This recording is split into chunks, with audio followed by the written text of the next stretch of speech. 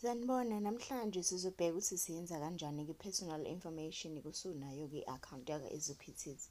Uyaselecta lapha i-title yakho, kulesi sibonelo sokwenzela uMiss kuyenzeka kufaka igama lakho ne-preferred name yakho ne-date of birth.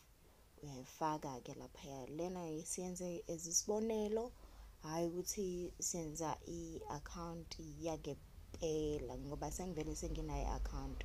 So uyafaka lapha i-date of birth yakho, uqala ngonyaka, ufake uthi stroke, ufake inyanga yakho ukuzalwa, obethe uthi stroke, ufake usuku.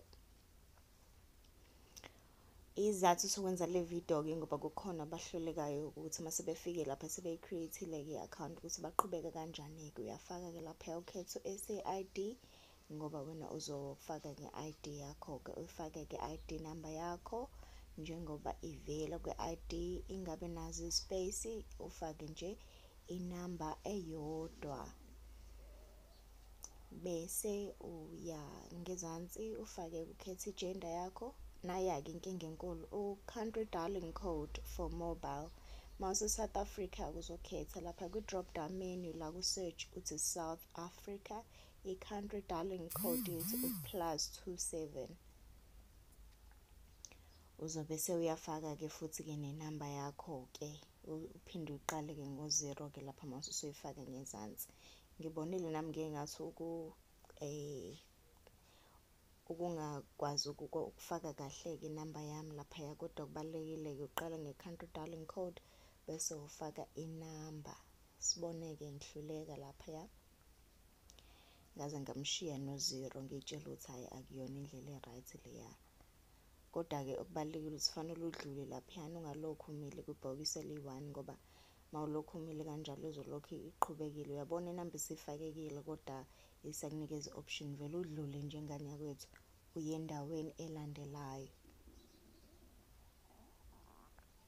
Ufake nenamba yakho yasemsebenzini. Kule case ngifake mina i-cellphone number kuphela, angifakanga iy'namba ey'ningi.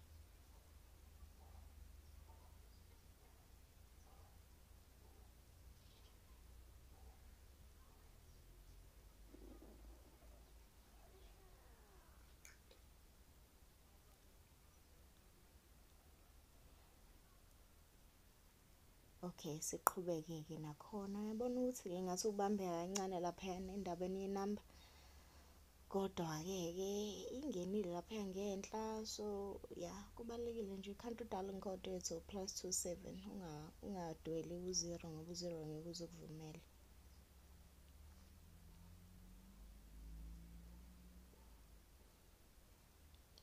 Okay, bese uya kwi-country of residence yakho i-South Africa, ufake i-marital status sakho mawushadile, ukhetha ngokunjalo. Siqedile-ke manje ukufaka-ke i-personal information bese uthi save and proceed. Uzobe sewubona ukuthi sewudlulile ku-personal info, usuzofaka i-address yakho-ke identity, ne-tax information, ne-bank information. Kubalulekile ukuthi uyifake zonke lezi zinto, zibalulekile kakhulu ukuze i-account yakho phela ibe seyiphelele-ke. Usuzokwazi ukuthi noma ungena kwi-app yonke into yakho seyiphelela, ayikho into ezobe isadingakala kuwe-ke.